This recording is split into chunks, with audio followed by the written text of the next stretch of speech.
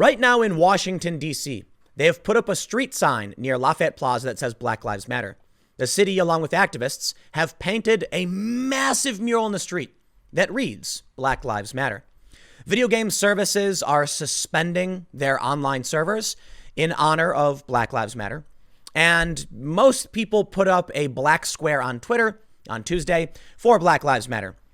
It's very obvious what the mainstream is all about. Now, if you question any of the activist rhetoric or far left dogma, you're a bigot, you're a racist, you must be called out, you must be fired, you must be purged.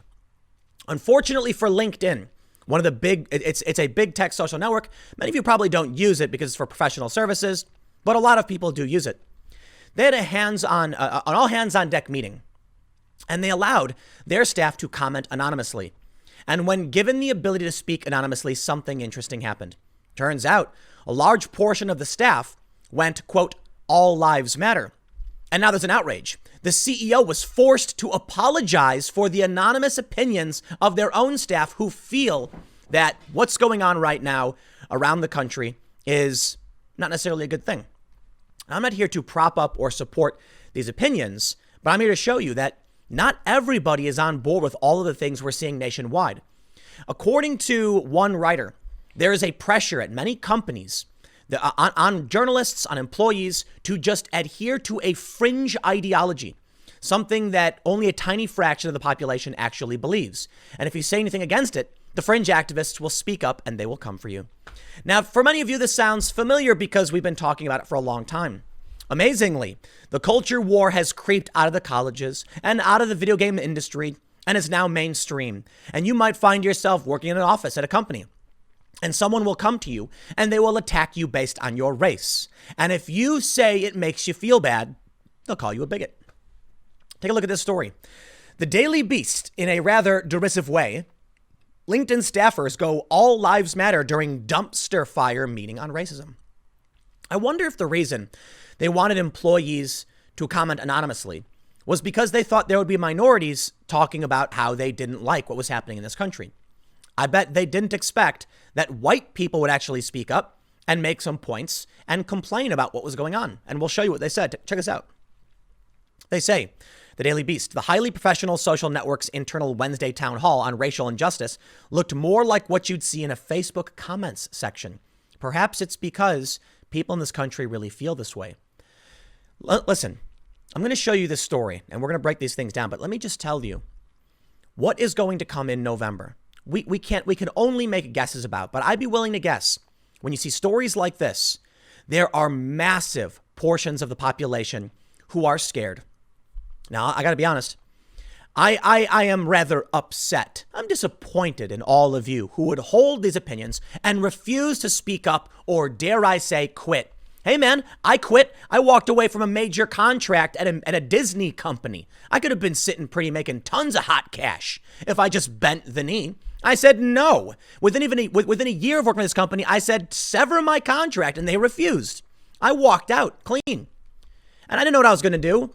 But I'll tell you what, the last thing I'll do is sit around for something I don't believe in and just cower because I need the paycheck. I get it. Listen, many people have said, Tim, you don't have a family, you don't understand. Yeah, I get it. And it should be painfully obvious to everybody that they will use your family against you. Well, you're not. Listen, man, you are not providing a good future for your family by not standing up for what you believe in. No, I'm not endorsing the ideas these people have. I'm just telling you, if you're going to hide in the background and not stand up for something, think about the future you'd be leaving for your family anyway. Not worth it, is it? Here's what they write. LinkedIn prides itself on being the highly professional, troll-free antithesis to all other social media platforms. But on Wednesday, the company's own internal meetings looked more like a dumpster fire Facebook comment section than anything on the company's famously civil website.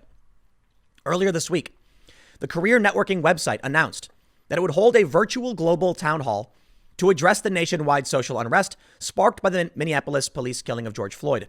The meeting was billed as an event to discuss racial inequality by reflecting on our own biases, practicing allyship, and intentionally driving equitable actions. We'll spend most of our time together in open discussion, so please consider bringing questions or experiences you'd like to share. read the invitation. LinkedIn employees followed those instructions precisely. The results were a disaster. Throughout the meeting, which was conducted by video chat and featured a sidebar where employees could leave comments, several anonymous staffers shared opinions echoing the detractors and skeptics of the Black Lives Matter movement. Several of these commenters criticized LinkedIn's position on diversity hiring, equating such practices with racism against white people. Here's a quote. They wrote that as a non-minority, all this talk makes them feel like they're supposed to feel guilty of their skin color. They said that they feel like they should let someone less qualified fill their position. Is that okay? It appears that they are a prisoner of their birth, one commenter wrote. This is not what Martin Luther King Jr. would have wanted for anyone. This person says that they believe giving any racial group privilege over others is a zero-sum game, and it would not get support by others. Any thoughts on hurting others while giving privileges with the rosy name called diversity? Read another employee comment. Here's a quote. Georgia's killers need to be tried according to the law. But how can hiring more minorities into manager roles and C-suite positions address cop racism? I thought hiring at LinkedIn is based on merit alone. It's not. And what? Oh, you silly, poor, naive, regular old normies. You know, I guess that's what the red pill is, right? That's what they call it. It's funny because it doesn't really mean anything specific. It means different things to different people. But there are so many people who are uninitiated. There's an app. It's called Signal. It is a messaging app for end-to-end encrypted communications. It's used by many activists to protect your messages with other people. The messages dissolve within a certain amount of time. If you set it as such, so you send a message, it disappears. I have been getting inundated with notifications that people on my contact list in my phone, and I'm talking thousands of people, have been signing up like crazy. This means regular people are being activated. Typically, Signal is used by people on the left. So many normies, as it were, are becoming politically activated. And based on everything we're seeing in the mainstream, they're being activated to the left. However, what you can't see, and which may be the downfall for the leftist ideology, is that there are people who ignore this, or I should say people who oppose this. Again, this video is not to condemn or condone anything, but whether you're on the left or the right, you got to realize the secret Trump voter, the secret anti-SJW, the people who are scared to speak up, they exist, and they're in huge numbers. And that's the power of the secret ballot, and it's one of the reasons it exists. People are going to show up at the polls, and they're going to vote for Donald Trump. Now, there's a lot of things that could change. Mail-in voting, for instance, potentials for voter fraud. But apparently, and this is just a tweet from a Trump supporter, Trump's endorsements so far, they've won every single one. It's like 64 endorsements from the president, and they've all won various races, primaries, etc.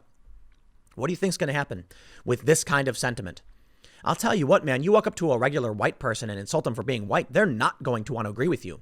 Don't make someone feel bad for something they can't change. If your argument is that you feel bad for something you can't change because you're a minority, I've certainly experienced that for sure.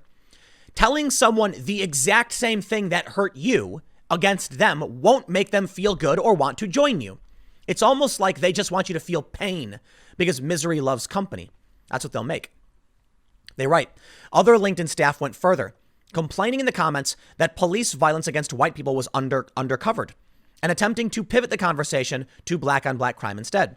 They said, quote, blacks kill blacks at 50 times the rate that whites kill blacks. Usually, it is the result of gang violence in the inner city. Where is the outcry? One commenter said, echoing a common anti-Black Lives Matter talking point, deflecting from concerns about state violence against the black community. Now, there's a lot to unpack on this one. If you look at the FBI crime stats, you will find, yes, what they're saying is true. But there are fair points to be made on both sides. The big problem I have is that, take Chicago, for instance. They have redlining, okay? It was created there. There was blockbusting. There are issues of racism that impacted generational wealth and the black community. These things can be called out and pointed out, and it's fair to do so. However, you do not win these arguments by being the enemy and making people hurt and creating suffering. So when the rioters come out and smash windows and someone says, I don't understand, and they tell you to shut up, what do you think they're going to do? Do you think they're going to agree with you? No, they're going to say, why are you hurting me? I don't understand. So you can argue that To the privileged, equality looks like oppression. Does it matter? If they feel like they're being oppressed, you will not win, and they will resist you with force. That's what I can't stand about these people. There's an opportunity for a true, equitable, equal future, whatever. But it's done through mutual respect. It's done when conservatives come out and agree with you that George Floyd's death was horrifying. All of a sudden, you've got everyone's attention. All of these conservatives were like, wow, even Rush Limbaugh coming out being like, this is a disaster. Sean Hannity, truly an incredible moment. I was inspired. I said, now is certainly the time where we can say we may not agree on what's causing all these problems, but how about we agree on something of a compromise pertaining to this issue? Guess what? It would have been an easy yes, slam dunk, victory for you. Instead, when the rioters came out, the left said they're just grieving. It's the language of the unheard. It's traumatized people who must be respected. And then you started to lose those conservatives. The real opportunity for unity was lost. When these questions are brought up, you address them. When someone says, what about the issue of black on black crime? There was a huge march in Chicago. I think it was last year, a massive march. The media doesn't cover this stuff. They do. Okay. The issue is the partisan manipulators, the elites, they don't cover these things. So when, individuals in the black community speak up against the crime in their community, it gets ignored because it's not going to awaken white liberals to go and vote for white liberal politicians. So that's my answer to someone who says that. I'm like, I hear you, bro. I absolutely do. You're right. I grew up in Chicago. I know all about it. You know what I did? I actually went down and interviewed an activist who was fighting for, controlling the gun issues in Chicago. They were in favor of 2A, and they specifically talked about the problems of black on black crime, saying that many of the people, these activists, absolutely are talking about it. It is the manipulators and the elites and the media who want to take advantage of racial tensions, not the activists. That's what bums me out. I got to imagine it's all on purpose, right? Because I'll tell you what, there's that great moment. Seriously, look it up. Bunch of Trump supporters in D.C. having a rally. Black Lives Matter shows up. Some tension. Oh, no. And what happens? Smiles, handshakes. The Trump supporters invited the Black Lives Matter activists up to the stage to speak. And the Black Lives Matter activists said, we're not anti-cop, we're anti-bad cop. And everybody claps. And they said, we're here to make sure that our people and everybody is treated equally and with their civil rights. And everybody claps. And afterwards, Trump supporters smiling, shaking hands with Black Lives Matter activists. That's one of the scariest things to the elites. Unity among the people. Because when the people are unified, guess who they go after? The establishment elites. So they can't have that, right? So it gets torn apart. And that's why when I see these comments, there's two things that bum me out. Listen, man, I have no problem whatsoever with people painting the street saying Black Lives Matter or any of that stuff. I do have problems with the authoritarian application of identitarianism. I do not like a lot of what these people do. But when I see someone say, like, listen, just because we're trying to solve one problem doesn't mean your problem doesn't exist or shouldn't be solved either. I'm like, two things can be true at the same time. The problem is the manipulators, the Antifa, the far left, and the derision and the hate. That's what it is. The way the Daily Beast approaches these people to me is disgusting. You know what, man? I thought Hank Newsom is the guy who went to the Trump rally. I got mad respect for this guy. Because he's a regular, he's got opinions I might not agree with, but he's a guy who's fighting to solve the problems he sees. We may disagree with him, with his solutions, but he seems like a good dude. He really does. And you might not like what he has to say, but he was willing to speak to these people, shake hands, and have that conversation. That's what we got to do to come together. These guys who are complaining about this stuff, I totally get where they're coming from too. So here's what I want to do. I want to be like, all right, man, tell me about what your concern is, and let's see what we can do to solve that problem. Let's solve some problems together, right? Instead, you get these articles that treat them like an evil other. You get memes attacking both sides. And I got to admit, man, there is an ideological problem. First, I hear what these Black Lives Matter activists are saying.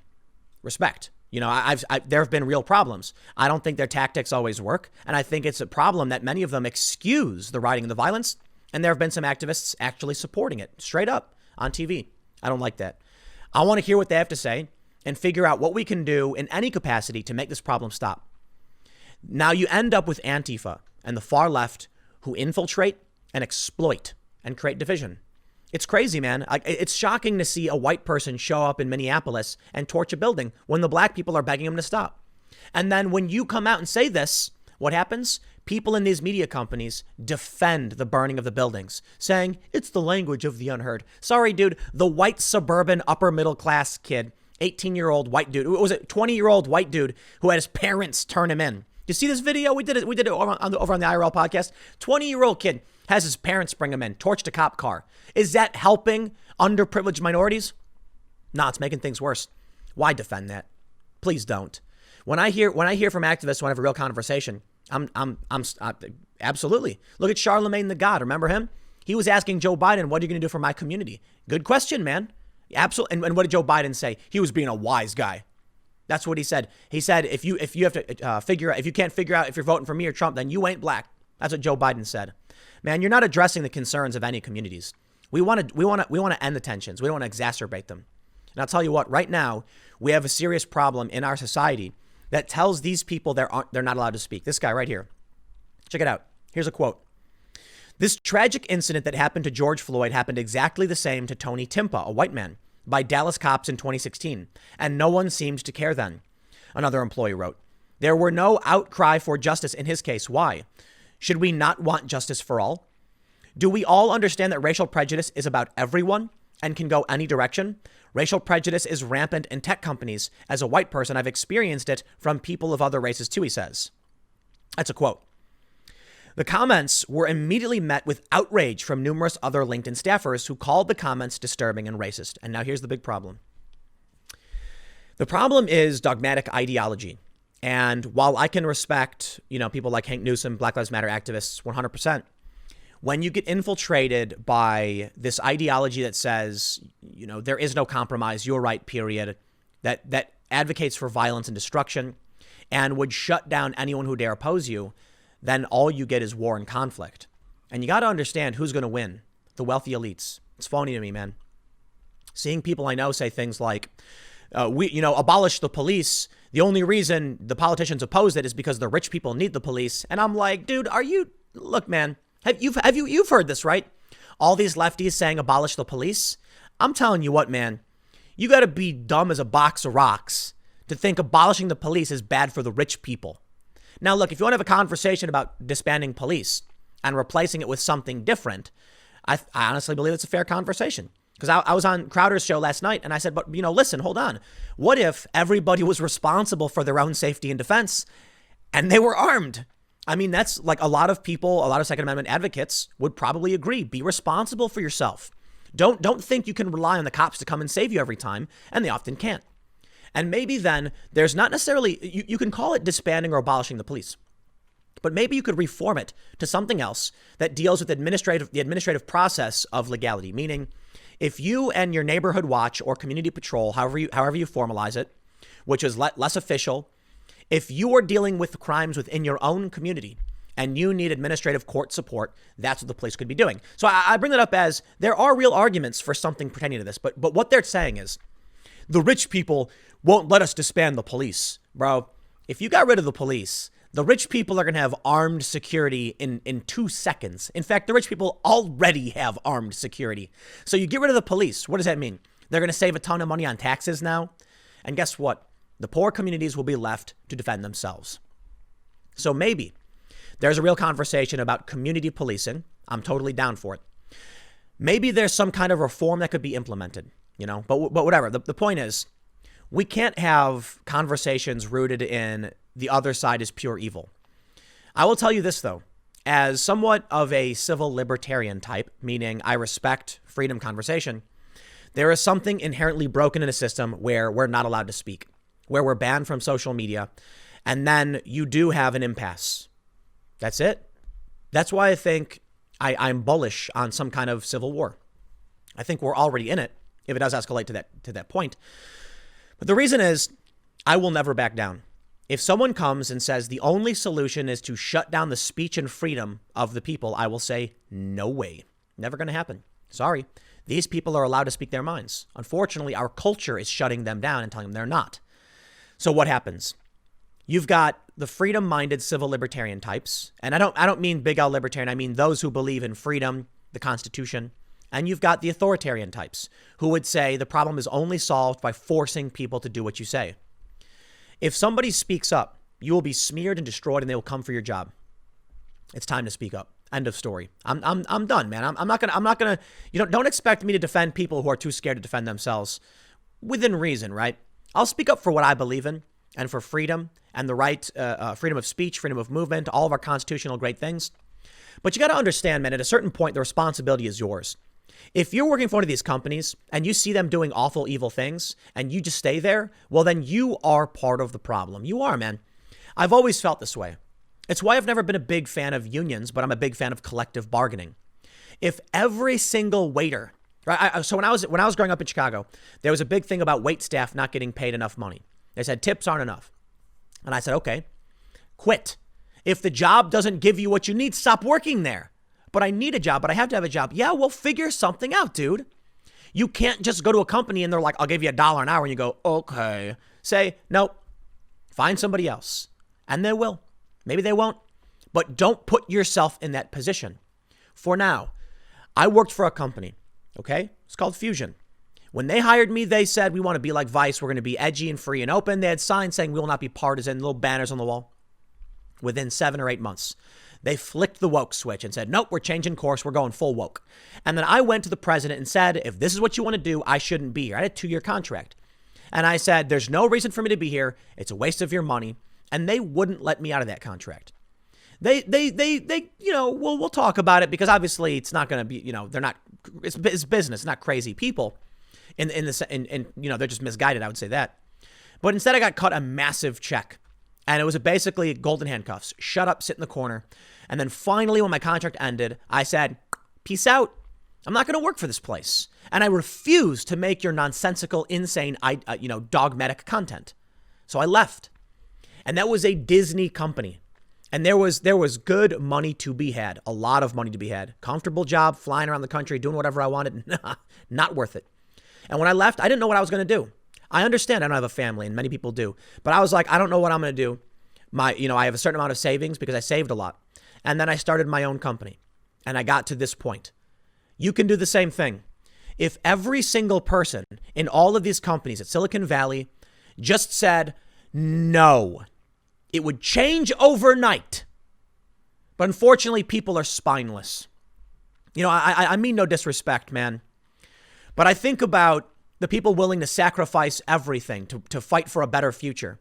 I think about the pioneers of old who crash landed, I'm exaggerating, but landed upon empty shores and knew they had to build their own houses. No, this is no defense for what happened to the indigenous. I'm just talking about people who didn't know where they were going, what to expect, and had to literally land, on a shore with no building, sacrificing everything they knew and everyone they loved to make a better future. And today we don't have enough of that. We have people who hide behind anonymous accounts. I'll say what I want to say, man. I'll speak up for how I want to speak up. I will give you my opinions. I won't back down. And they can ban me for it, and they've taken down some of my videos. I'm lucky enough that my opinions are still close enough within the Overton window that I don't get banned. Many people who have spoken up have been purged completely. Well, you know what? You've got to build your own. If you want to be made of paper and falling over at the slightest breeze, then you are free to do so. If you want to be made of plastic and just do what you are told and fit the mold, you are free to do so. But if you want to carve yourself out of stone, you got to make your own road. You got to dig that path, and you can't expect someone to do it for you. So I don't know what that means. It may means life will be hard. But sure, it was. When I worked for Vice, I was sleeping on couches, saving all of that money. That's your responsibility. If you don't want to be responsible to your family, to your community, and to what you believe in, then don't be. But the Black Lives Matter activists are speaking up, and they're standing up, and they're getting support for it. Speak up and stand up for what you believe in. This is not an endorsement for, or I'm not condemning or condoning anything. In fact, my respect to activists like Hank Newsom, who stood up and said exactly what he needed to say to the people he needed to say it to. And now he's getting that support. Maybe it's because you won't stand up for what you believe that we're in this position in the first place. All I really want in the end is for everyone to come together and find solutions to the problems we face so that people can feel better. We can come together as one nation and stand strong. We'll see how things play out. I'm not confident, unfortunately. Next segment's coming up at timcast.net. It is my main channel, 4 p.m. I'll see you all then.